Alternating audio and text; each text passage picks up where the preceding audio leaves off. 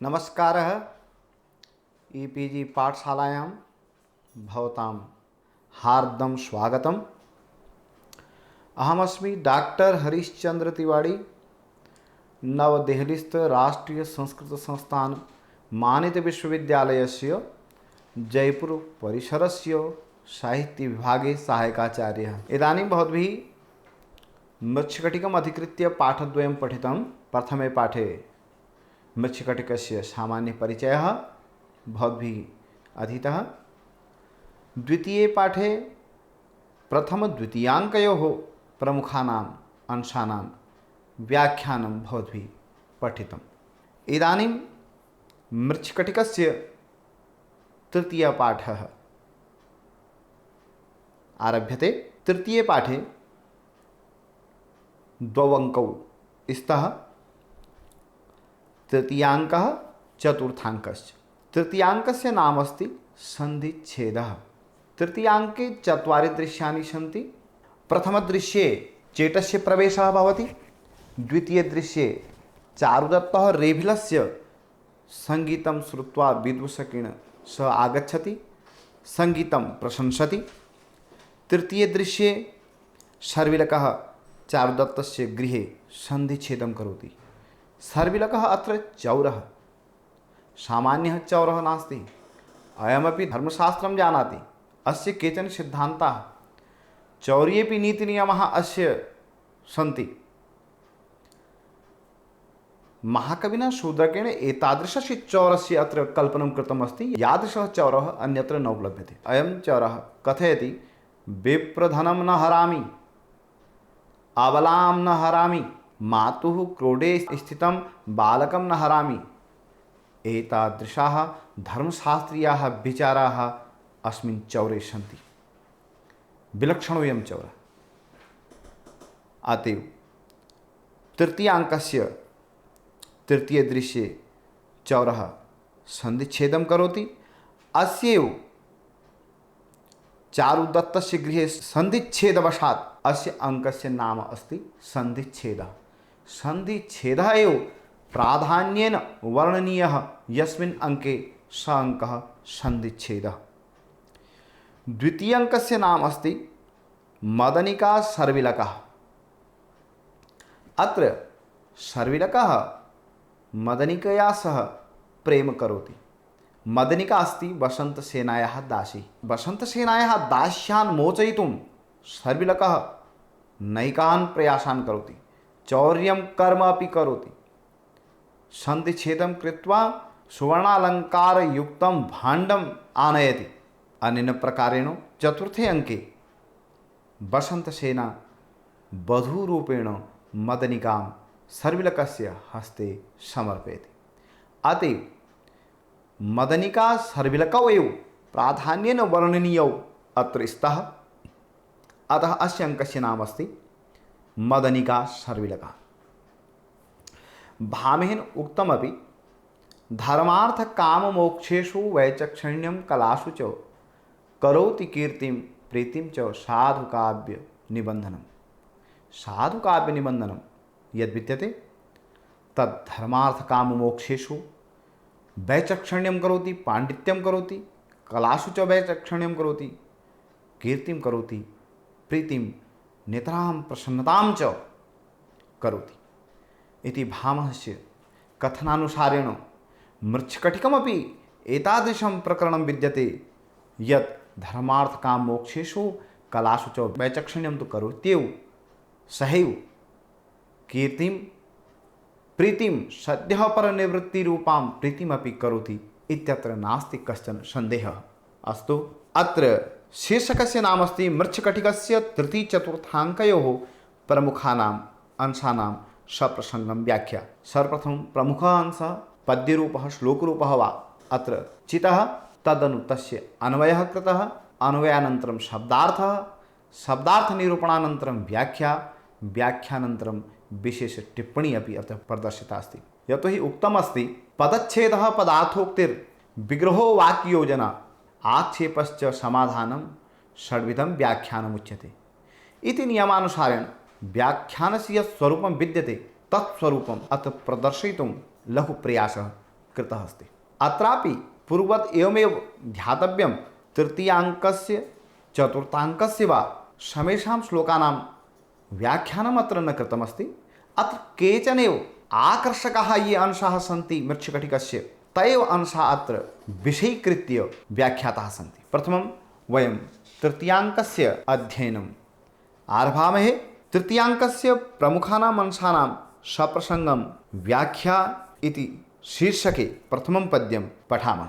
उत्कण्ठितस्य हृदयानुगुणा वयस्या संकेतके चिरयति प्रवरो विनोदः संस्थापना प्रियतमा विरहातुराणां रक्तस्य रागपरिवृद्धिकरः प्रमोदः। अस्य श्लोकस्य अन्वयः अस्ति उत्कण्ठितस्य हृदयानुगुणा वयस्या संकेतके चिरयति प्रवरः विनोदः विरहातुराणां प्रियतमा संस्थापना रक्तस्य रागपरिवृद्धिकरः प्रमोदः। एषां शब्दानाम् अर्थाः इत्थं सन्ति। उत्कण्ठितस्य उत्कण्ठायुक्तस्य हृदयानुगुणा हृदयानुरूपा वयस्या सखीस्वरूपा संकेतके निश्चिते स्थाने समये च संगमाय दत्तसंकेते इति चिरयति विलम्बं कुर्वति सति प्रवरः प्रकृष्टः विनोदः विनोदसाधनं विरहातुराणां विरह पीडितानां संस्थापना धैर्यदायिनी प्रियतमा अत्यन्तेष्टा रक्तस्य अनुरागयुक्तस्य रागपरिवृद्धिकरः रागसंवर्धकः प्रमोदः विनोदः अस्ति इति भावः। अत्र गद्यस्थं वीणा इति पदं सर्वत्र संयोज्यं तदैव अर्थः सम्यक्तया प्रतीतः स्यात्। प्रसङ्गः अस्ति अयं श्लोकः मृच्छकटिकप्रकरणस्य तृतीयाङ्कात् प्रगृहीतो वर्तते। चारुदत्तः रेभिलस्य सङ्गीतं श्रुत्वा प्रत्यागतः अस्ति। मार्गे चारुदत्तः वीणावाद्ययन्त्रस्य प्रशंसां कुर्वन् कथयति यत् वीणा वियोगपीडितस्य जनस्य हृदयानुरूपा प्रियसखी अस्ति। दत्तसंकेते प्रियतमे विलम्बं कुर्वाणे सति वीणा उत्तमं मनोरञ्जनसाधनमस्ति। वीणा प्रियवियोगेन व्याकुलानां चित्तानुरूपा धैर्यदायिनी अस्ति। वीणा अनुरागयुक्तस्य जनस्य रागसंवर्धकः विनोदः अस्ति। विशेष टिप्पण्यां केचन बिन्दवः अत्र सन्ति। प्रस्तुतपद्ये वीणायाः वैश्यात्वाद्यनेकधा उल्लेखालङ्कारः प्रकृते विनोदप्रमोदरूपयोः कार्ययोः वीणारूपकारणस्य च अभेदवर्णनात् हेत्वलङ्कारः प्रस्तुतपद्ये वसन्ततिलका छन्दः। एवं प्रकारेण अन्यः श्लोकः अस्ति रक्तं च नाम मधुरं च समं स्फुटं च भावान्वितं च ललितं च मनोहरं च किं वा प्रशस्तवचनैर्बहुभिर्मदुक्तैरन्तर्हिता यदि भवेद् वनितेति मन्ये। अन्वयः अस्ति गीतं नाम रक्तं च मधुरं च समं स्फुटं च भावान्वितं च ललितं च मनोहरं च वा मदुक्तैः बहुभिः प्रशस्तवचनैः किं यदि वनिता अन्तर्हिता भवेत् इति मन्ये। शब्दार्थः गीतमिति गद्यस्थं पदं सर्वत्र योज्यं वर्तते। नाम निश्चयवाचकमिदम् अव्ययपदं रक्तं विभिन्नरागसंवलितं मधुरं श्रवणसुखदं समं स्वराणां सामञ्जस्यसमन्वितं स्फुटं सुस्पष्टं भावैः सदभिप्रायैः अन्वितं युक्तं लालित्याख्य धर्मविशिष्टं च तथा मनोहरं चित्ताकर्षकं वा अथवा मदुक्तैः मया कथितैः बहुभिः अनेकैः प्रशस्तवचनैः प्रशंसावाक्यैः किं प्रयोजनं न किमपि इत्यर्थः।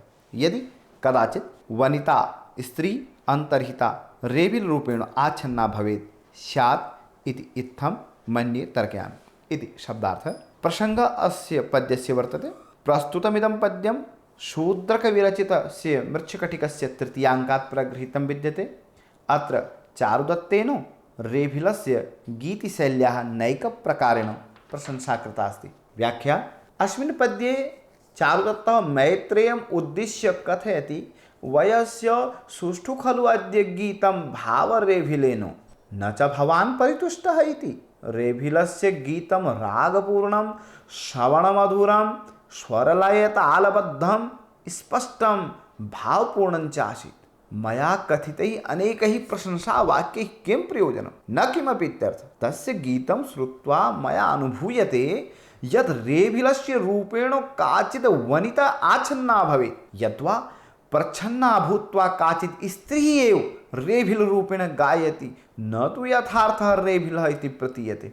अनेन वर्णनेन गीतस्य माधुर्यातिशयः अत्र अभिव्यज्यते। अत्र विशेषः प्रस्तुतपद्ये सङ्गीतशास्त्रस्य अनेके शब्दाः प्रयुक्ताः सन्ति, यथा रक्तं, मधुरं, स्फुटम् इत्यादि। सङ्गीतशास्त्रानुसारेण एतेषां शब्दानाम् अर्थाः इत्थं सन्ति।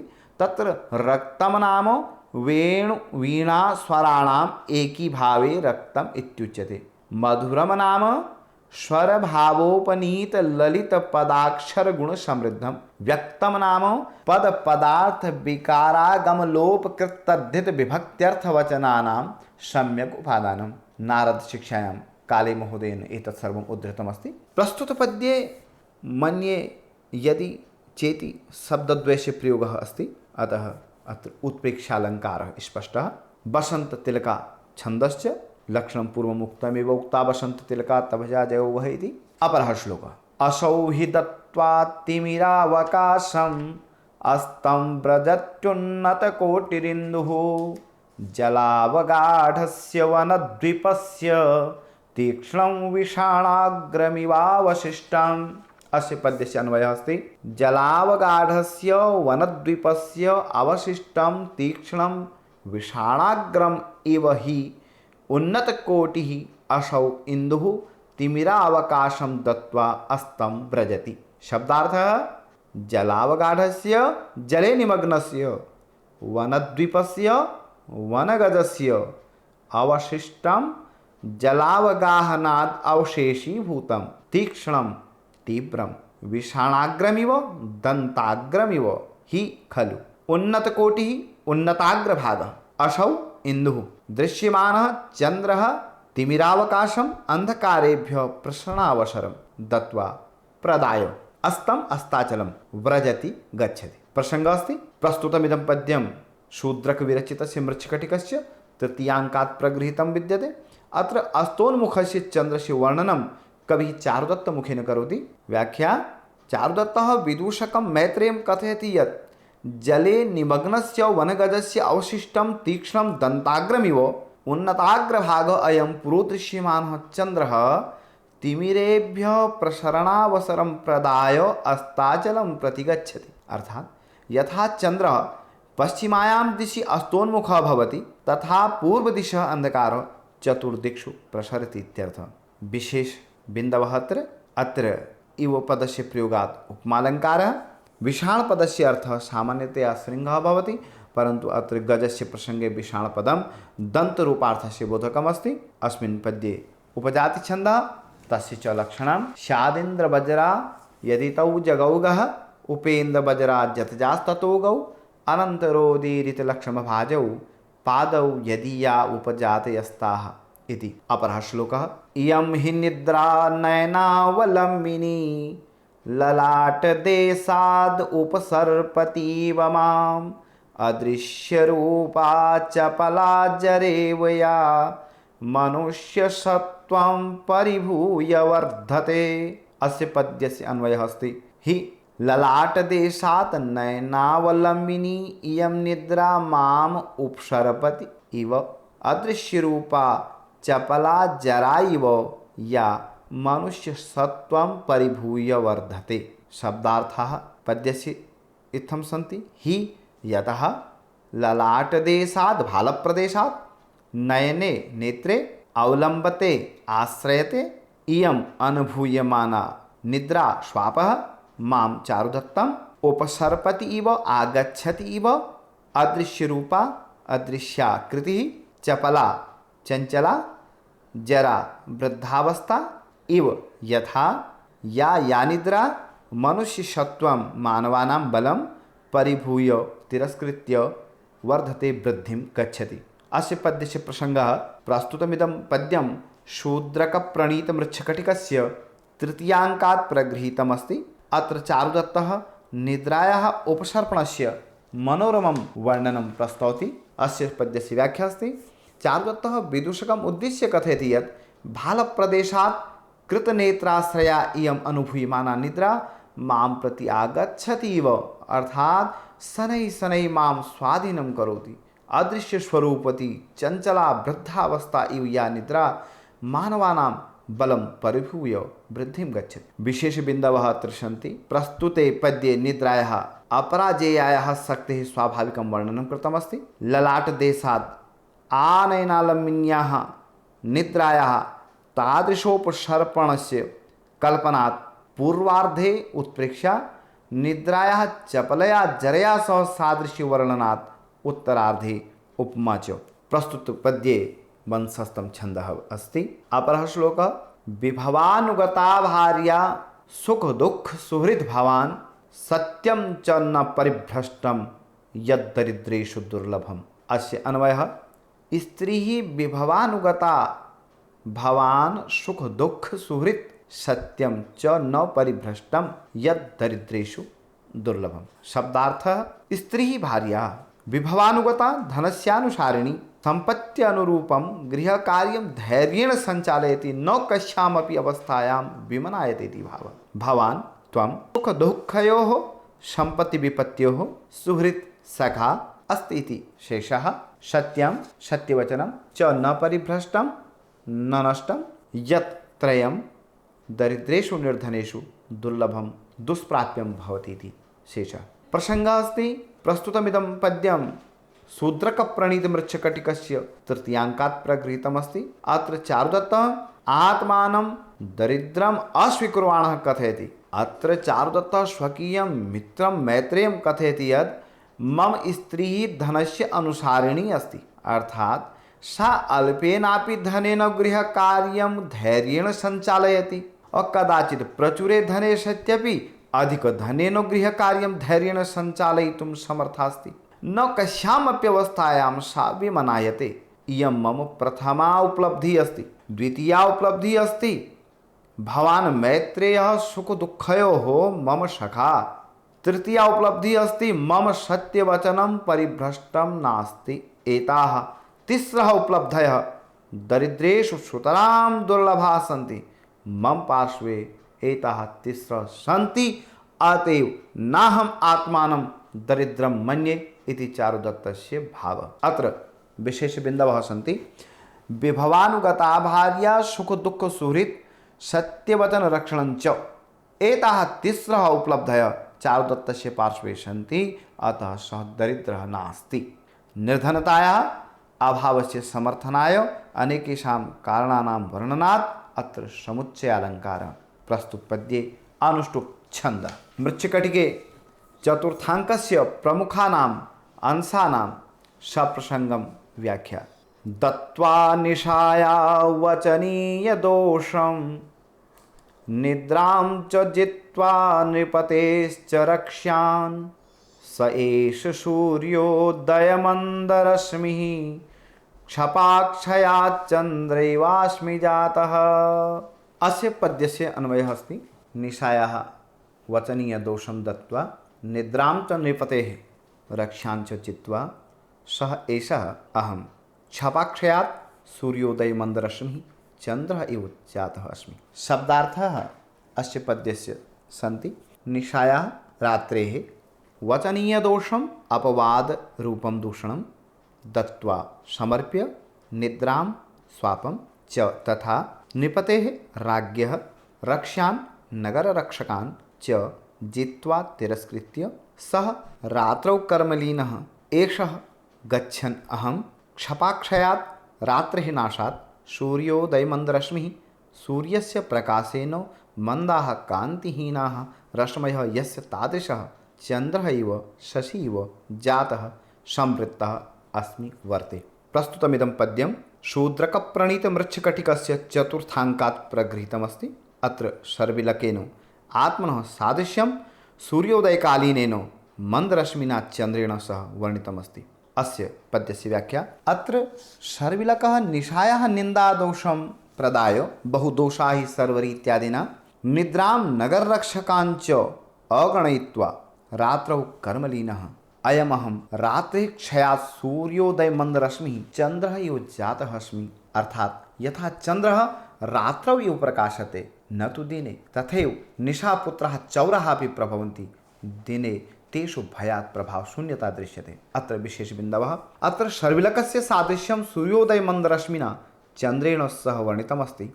अतीवत्र उपमालङ्कारः प्रस्तुतपद्ये उपजाति छन्दः। अपरं पद्यम् एता हसन्ति च रुदन्ति च वित्तहेतोर्विश्वासयन्ति पुरुषं न तु विश्वसन्ति तस्मान्नरेण कुलशीलसमन्वितेन वेश्या श्मशान सुमना इव वर्जनीयाः। अस्य पद्यस्य अन्वयः अस्ति एताः वित्तहेतोः हसन्ति च रुदन्ति च पुरुषं विश्वासयन्ति तु न विश्वसन्ति तस्मात् कुलशीलसमन्वितेन नरेण श्मशान सुमना इव वेश्याः वर्जनीयाः। शब्दार्थाः अस्य पद्यस्य सन्ति एताः वेश्याः वित्तस्य हेतोः धनस्य कारणात् हसन्ति, दातुः विनोदार्थं हासं कुर्वन्ति च तथा रुदन्ति विलपन्ति च कामुकानां हृदयस्य द्रवीकरणार्थं वेश्याः रोदनमपि कुर्वन्ति। पुरुषं कामुकं जनं विश्वासयन्ति प्रत्याययन्ति तु किन्तु न विश्वसन्ति न विश्वासं कुर्वन्ति। तस्मात् कुलशीलसमन्वितेन उत्तमेन नरेण मानवेन श्मशानसुमना पितृवनस्य पुष्पमिव यथा वेश्याः वारनार्यः वर्जनीयाः हातव्याः। प्रसङ्गः प्रस्तुतमिदं पद्यं शूद्रकप्रणीतमृच्छकटिकस्य चतुर्थाङ्कात् प्रगृहीतमस्ति। अत्र शर्विलकः स्वकीयान् वेश्यासम्बन्धिविचारान् प्रस्तौति। शर्विलकः कथयति वेश्याः धनस्य हेतोः दातुः विनोदार्थं विविधप्रकारेण हसन्ति, कामुकानां हृदयस्य द्रवीकरणार्थं रोदनमपि कुर्वन्ति, कामुकं जनं विश्वासयन्ति किन्तु स्वयं कामुकपुरुषे न विश्वसन्ति। अतः मम मन्तव्यम् अस्ति यत् कुलशीलवता सत्पुरुषेण श्मशानस्य पुष्पमिव वेश्याः वर्जनीयाः। कथनस्य आशयः अस्ति यत् यथा सुगन्धावदातानि अपि श्मशानपुष्पाणि जनैः परिह्रियन्ते तथा रूपावदाताः अपि वारवनिताः सर्वविधावदातेन पुरुषेण त्यक्तव्याः इति भावः। अत्र विशेषबिन्दवः प्रस्तुतपद्यस्य चतुर्थे चरणे उपमालङ्कारः, अत्र वसन्ततिलकाछन्दः, अत्र काव्यलिङ्गालङ्कारः। अपरः श्लोकः स्त्रियो हि नाम खल्वेता निसर्गादेव पंडिताः पुरुषाणां तु पाण्डित्यं शास्त्रैरेवोपदिश्यते। अन्वयः एताः स्त्रियः हि निसर्गादेव पंडिताः खलु नाम तु पुरुषाणां पाण्डित्यं शास्त्रैः एव उपदिश्यते। शब्दार्थः एताः इमाः स्त्रियः नार्यः हि निश्चितं निसर्गादेव स्वभावादेव पंडिताः चतुराः भवन्तीति भावः। खलु निश्चयेन नाम इति संभावनायां तु किन्तु पुरुषाणां पुंसां पाण्डित्यं नैपुण्यं शास्त्रैः ग्रन्थाध्ययनैः एव उपदिश्यते शिक्ष्यते। प्रसङ्गः अस्ति प्रस्तुतमिदं पद्यं मृच्छकटिकस्य चतुर्थाङ्कात् प्रगृहीतमस्ति। शर्विलकः अत्र मदनिकायाः समक्षं कथयति यत् स्त्रियः पुरुषापेक्षया स्वभावतः एव अधिकं चातुर्यं भजन्ते। व्याख्या अस्ति शर्विलकमदनिकयोर्मध्ये वार्तालापः चलति। अन्ते शर्विलकः स्वसम्मतिं व्यनक्ति यत् चौर्यं कर्म कृत्वा मया साधु न कृतम् इति, परम् इदानीं किं कर्तव्यम् इति परस्परं पृच्छतः मदनिका कथयति अत्र त्वमेव पंडितः इति। तदा शर्विलकः स्वप्रतिक्रियां प्रकटयन् कथयति यद् एताः स्त्रियः स्वभावादेव पंडिताः चतुराः वा भवन्ति, पुरुषेषु पाण्डित्यं तु शास्त्राध्ययनादेव सम्भवति न तु स्वभावादेव इति। अत्र विशिष्टबिन्दवः प्रस्तुतपद्ये स्त्रीपुरुषयोः चातुर्यस्य विषये सुन्दरं विवेचनमस्ति। प्रस्तुतपद्ये पथ्यावक्त्रं छन्दः तस्य च लक्षणं युजोश्चतुर्थतो ये जेन पथ्यावक्त्रं प्रकीर्तितम्। शर्विलकः मदनिकां कथयति यत् त्वन्नैपुण्यं सहजं मदीयं तु शास्त्राध्ययन सम्पादितम्, अतः त्वमेव प्रतिभाशालिनी युक्तायुक्त विवेचने इति। अपरः श्लोकः गुणेषु यत्नः पुरुषेण कार्यो न किञ्चिदप्राप्य तमं गुणानां गुणप्रकर्षादुडुपेन शम्भो रलङ्घ्यमुल्लङ्घितमुत्तमाङ्गम्।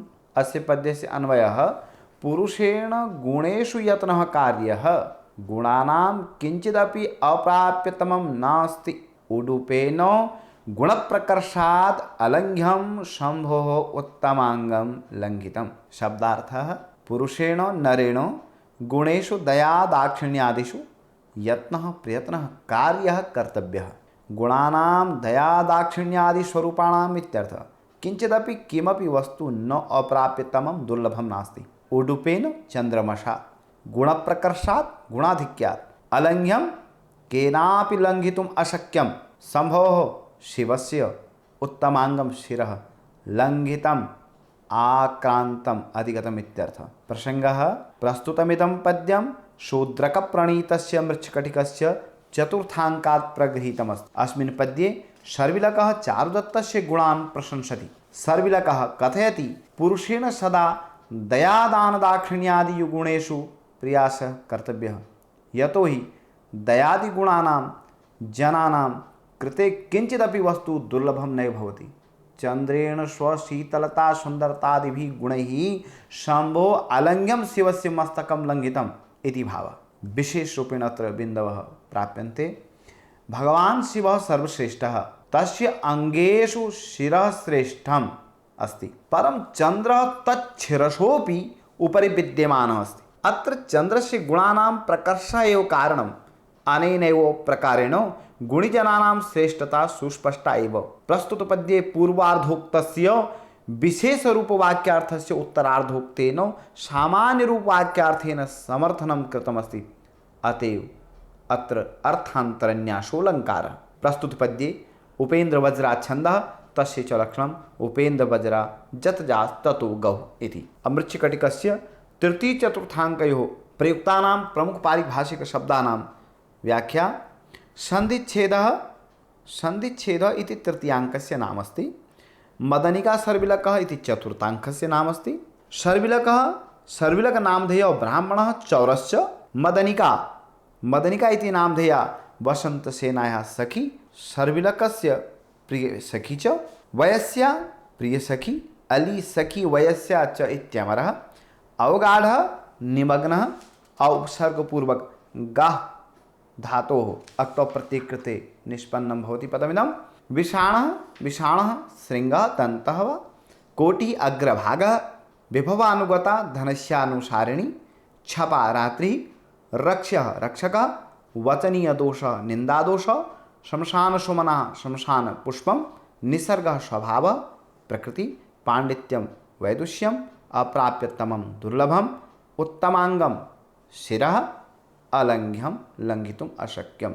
विषय संग्रह प्रसंगे इदमेव वक्तुमिच्छामि यत् अत्र प्रमुखा अंशाः तृतीय चतुर्थाङ्कयोः व्याख्याताः, येषाम् अध्ययनं श्रवणं वा भवद्भिः कृतम्। अत्रत्यानि पद्यानि प्रस्तुत प्रकरणस्य मूलभावनां परिचाययन्ति, व्यवहारोपयोगिनीं शिक्षां च ददति। अत्र कश्चन सन्देहः नास्ति। एतानि पद्यानि पठित्वा भवन्तः शूद्रकस्य काव्यप्रणयनचातुरीं नूनम् एव ज्ञातवन्तः स्युः इत्यत्र नास्ति कश्चन सन्देहः। अत्र विशिष्टाः केचन श्लोकाः समागताः, यथा स्त्रियो हि नाम खल्वेतः निसर्गादेव पंडिताः, पुरुषाणां तु पाण्डित्यं शास्त्रैरेव उपदिश्यते। एताः विशिष्टाः श्लोकाः सन्ति। एतादृशाः अनेके सूक्तयः श्लोकाः वा मृच्छकटिके वर्तन्ते, येषाम् अध्ययनेन रामादिवत् प्रवर्तितव्यं न रावणादिवत् इत्युपदेशः प्रतिपद्यं सरलतया समुपलभ्यते इत्यत्र नास्ति कश्चन सन्देहः। अतएव भवद्भिः अयं तृतीयः मृच्छकटिकस्य पाठः सादरं श्रुतः। एतदर्थं भवन्तः धन्यवादार्हाः।